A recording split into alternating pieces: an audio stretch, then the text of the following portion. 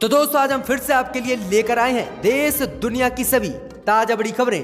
फटाफट एक एक कर विस्तार से आज आपको बताएंगे, तो वीडियो को अंत तक जरूर देखें। दोस्तों वीडियो बनाने में हमें काफी मेहनत लगी है, तो वीडियो को लाइक जरूर कर दें। जहाँ दोस्तों पहली बड़ी खबर में आपको बताएंगे जो बिग ब्रेकिंग न्यूज सामने निकल कर आ रही है इस वक्त की, कि चीन से मोदी को तगड़ा झटका। चीन ने भारतीय सीमा के पास आज दागी मिसाइलें रॉकेटों की है बारिश, लेकिन गोदी मीडिया से है खबर गायब। जहाँ दोस्तों बड़ी अपडेट है कि चीन अब भारत पर कभी भी हमला कर सकता है। इस बीच दोस्तों दूसरी बड़ी खबर में आपको बताएंगे कि उत्तर प्रदेश में योगी की बड़ी मुश्किलें, अब यूपी में राष्ट्रपति शासन लगना बिल्कुल तय। उत्तर प्रदेश के मेरठ में आज फिर से बीजेपी स्टिकर की कार में 15 साल की बच्ची के साथ रेप, हालत गंभीर, अस्पताल में भर्ती। जहाँ दोस्तों बड़ी अपडेट है कि बीजेपी के कार्यकर्ता ही अब यूपी में बलात्कार कर रहे हैं। इसी बीच दोस्तों अगली खबर में हम आपको बताएंगे कि भाजपा सरकार के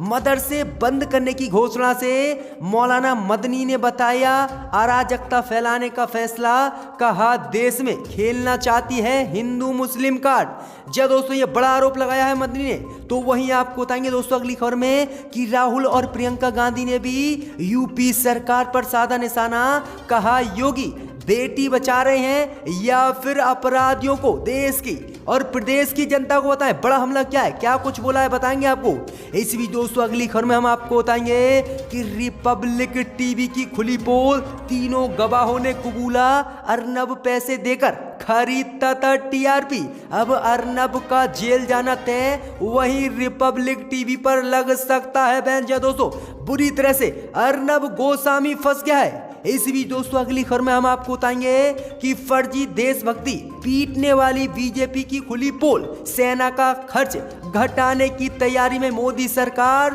तो वहीं भारतीय आर्मी में मची हलचल, मोदी के खिलाफ हुई भारतीय सेना, कहा सांसद और विधायकों की घटाए हमारी क्यों। जी दोस्तों बड़ी अपडेट है ये। इस बीच दोस्तों अगली खबर में हम आपको बताएंगे कि बीजेपी की खुली पोल, अमित शाह पश्चिम बंगाल में लगाना चाहते हैं राष्ट्रपति शासन। वहीं खुल गई है इस मामले की पोल, क्या है कुछ सब कुछ बताएंगे। तो वहीं आगे बताएंगे दोस्तों आपको कि बिहार में बीजेपी की दूसरी रैली हुई फ्लॉप, बीजेपी की रैली में खाली रही कुर्सियां। तो वहीं तेजस्वी यादव की रैली में जन सैलाब। जहां दोस्तों बड़ी अपडेट है, पूरी तरह से बीजेपी की हो रही है हार। तो वहीं आपको बता दें कि मध्य प्रदेश उपचुनाव को लेकर भी कांग्रेस ने अपने स्टार प्रचारकों की लिस्ट जारी कर दिया।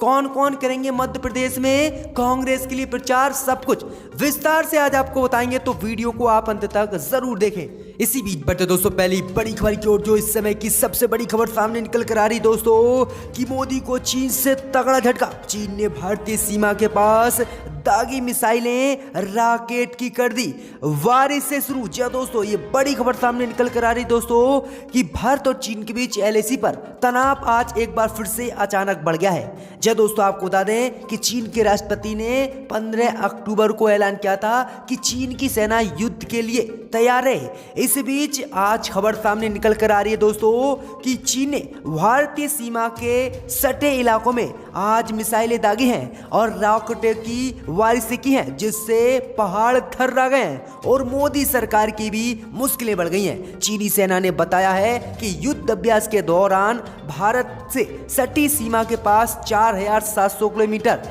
ऊंची पहाड़ियों पर यह युद्ध अभ्यास किया गया है। और आपको बता दें कि चीन ने एक वीडियो भी जारी किया है जिसमें चीन की सेना अंधेरे में हमला बोलते हुए दिखाई दे रही है और ड्रोन विमानों की मदद से पहाड़ों पर बमबारी कर रही है। तो ये बड़ी अपडेट आ रही है दोस्तों कि एक बार फिर से भारत चीन के बीच तनाव बढ़ गया है और चीन कभी भी भारत पर हमला कर सकता है। लेकिन ये खबर गोदी मीडिया के बीच से बिल्कुल गायब है और हम आपको इस खबर को बता रहे हैं दोस्तों, तो वीडियो को दिल से लाइक जरूर कर दें। इसी बीच बढ़ते दोस्तों अगली खबर की ओर, तो उत्तर प्रदेश में योगी की बड़ी मुश्किलें, अब उत्तर प्रदेश में राष्ट्रपति शासन लगना तय। आज उत्तर प्रदेश के मेरठ में नाबालिग छात्रा से बीजेपी कार में हुआ है बलात्कार। जी हाँ दोस्तों, बड़ी अपडेट आ रही है कि जिस तरह से प्रत्येक दिन दोस्तों उत्तर प्रदेश में रेप की, लूट की और हत्या की घटनाएं आम हो गई हैं। इसी बीच आज खबर सामने निकल कर आ रही कि अब उत्तर प्रदेश में राष्ट्रपति शासन लगना तय है और योगी सरकार खत्म होने वाली है।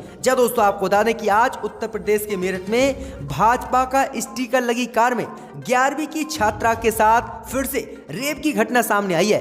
घटना उस वक्त हुई है जब वह कराटे सीखने जा रही थी। हालात बिगड़ने पर छात्रा को अस्पताल में भर्ती कराया गया है। पुलिस ने कार बरामद कर भाजपा और गौरक्षा सेवा समिति से जुड़े 2 आरोपियों को गिरफ्तार कर लिया है। बताया जा रहा है कि छात्रा से कार में हैवानियत हुई है और जो कार में हैवानियत हुई है वो कार पर बीजेपी का स्टिकर लगा हुआ है, जिसमें एक गौरक्षा समिति का भी आरोपी है, उसको भी गिरफ्तार कर लिया गया। तो ये बड़ी अपडेट है कि किस तरह से उत्तर प्रदेश में बीजेपी के नेता और बीजेपी के कार्यकर्ता और गौरक्षक की बहन बेटियों की इज्जत से खिलवाड़ कर रहे हैं, उनके रेप कर रहे हैं। तो अब उत्तर प्रदेश में राष्ट्रपति शासन लगना बिल्कुल तय है। इसी बीच पर तो दोस्तों अगली खबर की ओर, तो भाजपा सरकार के मदरसे बंद करने की घोषणा पर मदनी ने किया ऐलान। बीजेपी का है ये चुनावी एजेंडा करना चाहती है देश में मुसलमानों को अनपढ़। जी दोस्तों, आपको बता दें कि असम की बीजेपी सरकार ने असम में सभी सरकारी मदरसों को बंद किए जाने की घोषणा की है, जिस पर अब जामिया उलमाए हिंद के राष्ट्रीय अध्यक्ष मौलाना अरशद मदनी ने सख्त नाराजगी जताई है। उन्होंने इसे भाजपा का चुनावी कार्ड बताया है। वहीं आपको बता दें कि 3 दिन पहले ही असम के शिक्षा मंत्री हेमंत विश्व शर्मा ने कहा था कि पब्लिक के रुपयों से धार्मिक शिक्षा देने का प्रावधान नहीं है, इसलिए सरकारी मदरसे अब संचालित नहीं होंगे। अब इसी घोषणा को लेकर मौलाना अरशद मदनी ने कहा है कि असम सरकार का मकसद मुसलमानों को ये एहसास कराना है कि उनके लिए मजहब पर चलना आसान नहीं है। कहा है कि किसी देश में हजारों मदरसे चल रहे हैं, मुस्लिम कौम अपने दीन के मसले में किसी की मोहताज नहीं है और वह अपने दीन पर कायम है और अपने मदरसों और मस्जिदों को जिंदा रखे हुए है और वह किसी सरकार के पैसों की मोहताज नहीं है। खुद भी अपने पैसे से वह देश में मदरसे चला सकती है। तो यह बड़ा हमला बोला है जो है मदनी साहब ने। इसी बीच बढ़ते दोस्तों अगली खबर की ओर, तो टीआरपी घोटाले में रिपब्लिक टीवी की खुली पोल। 3 गवाहों ने कबूला अर्नब पैसे देकर खरीदता था टीआरपी। अब अर्नब गोस्वामी का जेल जाना और रिपब्लिक टीवी का बैन होना बिल्कुल तय। जी दोस्तों, आपको बता दें ये बड़ी खबर सामने निकल कर आ रही है कि हाल ही में मुंबई के पुलिस कमिश्नर परमवीर सिंह द्वारा टीआरपी घोटाले का खुलासा किया गया था।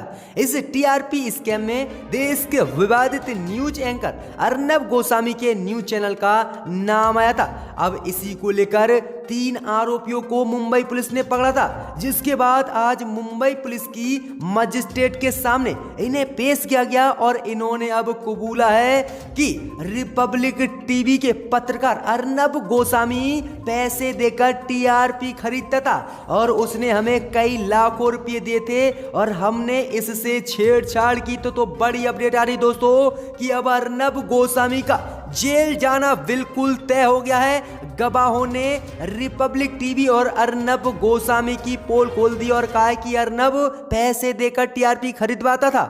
इसी बीच बढ़ते दोस्तों अगली खबर की ओर, तो देश में झूठी राष्ट्रभक्ति दिखाने वाली बीजेपी सरकार लेकर आई है नया प्रस्ताव। सेना का खर्च घटाने की है मोदी सरकार की तैयारी। तो चीन समेत पूरे देश की सेना में मच गया है हलचल। जी दोस्तों, आपको बता दें ये बड़ी खबर सामने निकल कर आ रही कि जिस तरह से पूरे देश में देशभक्ति और राष्ट्रवादी का झूठा ढिंढोरा पीटने वाली बीजेपी की असलियत आज सामने निकल कर आ गई है। जी दोस्तों, आपको बता दें कि अंग्रेजी अखबार इंडियन एक्सप्रेस ने बताया है कि मोदी सरकार भारतीय सेना के खर्चे की घटाने की तैयारी में है और इसलिए वो नया प्रस्ताव भी लाई है। नए प्रस्ताव के विरोध में अब भारतीय सेना मोदी सरकार के खिलाफ खड़ी हो गई है।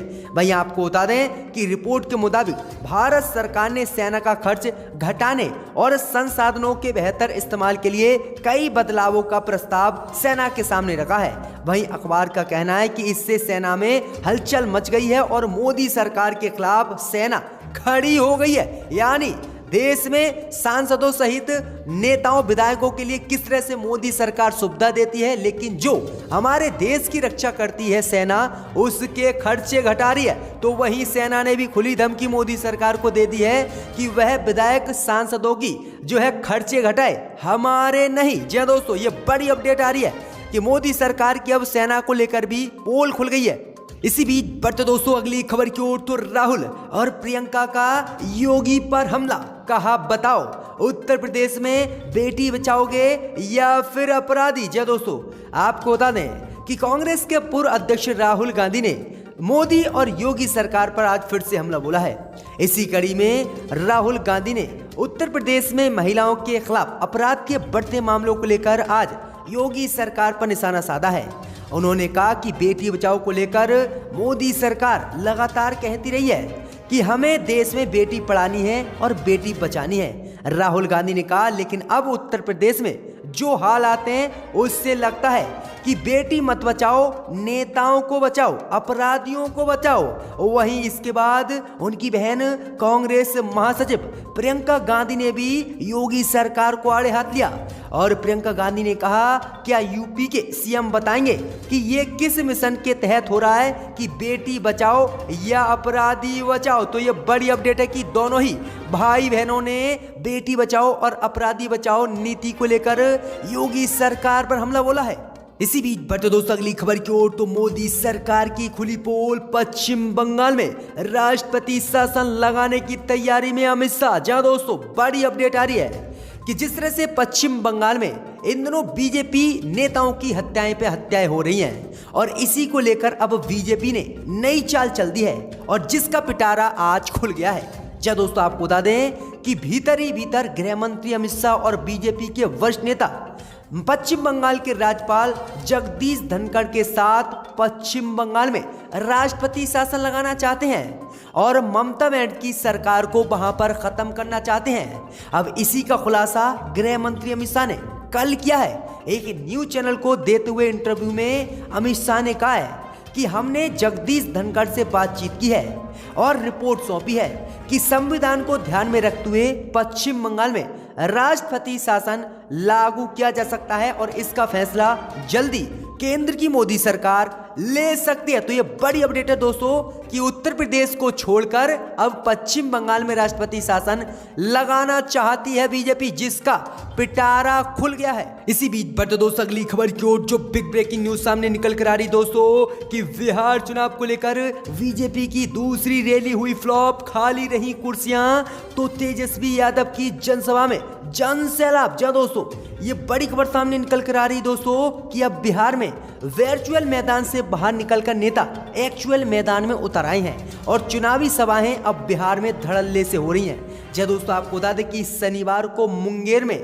2 विधानसभा क्षेत्रों में बीजेपी ने अपनी चुनावी रैली की थी। इस चुनावी रैली में प्रमण यादव के लिए भूपेंद्र यादव और देवेंद्र फडणवीस महाराष्ट्र के मुख्यमंत्री और सांसद लल्लन सिंह ने रैली की। लेकिन आपको बता दें कि इस रैली में बीजेपी और जेडीयू के कद्दावर नेता मौजूद होने के बाद भी रैली से रंगत गायब रही।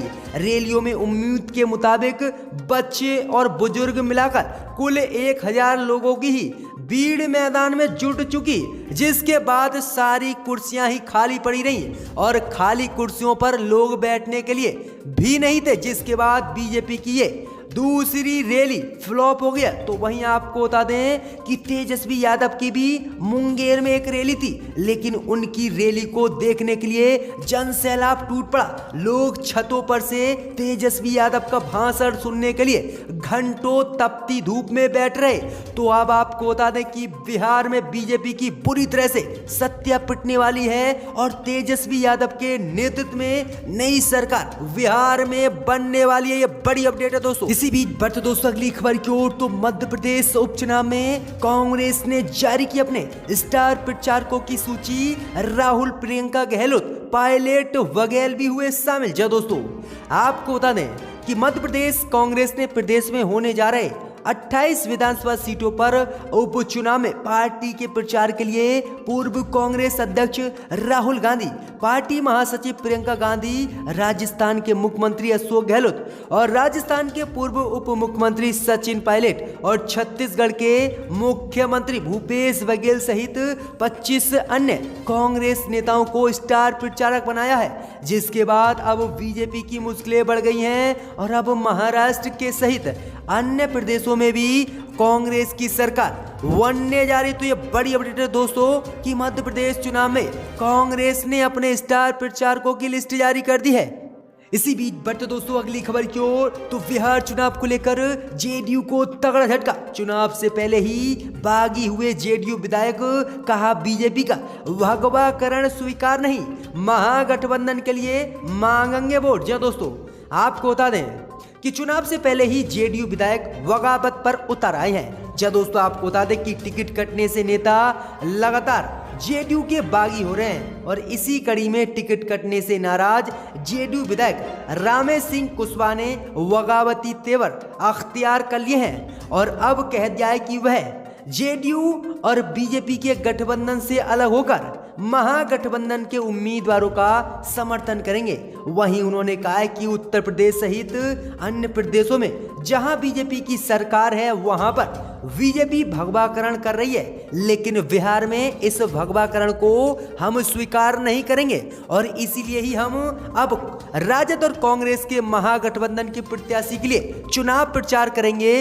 और वोट मांगेंगे, क्योंकि बीजेपी के आते ही यहां पर हिंदू मुस्लिम के दंगे शुरू हो जाएंगे। तो यह बड़ी अपडेट है कि जेडीयू के विधायक अब लगातार ही जेडीयू का ही विरोध कर रहे हैं।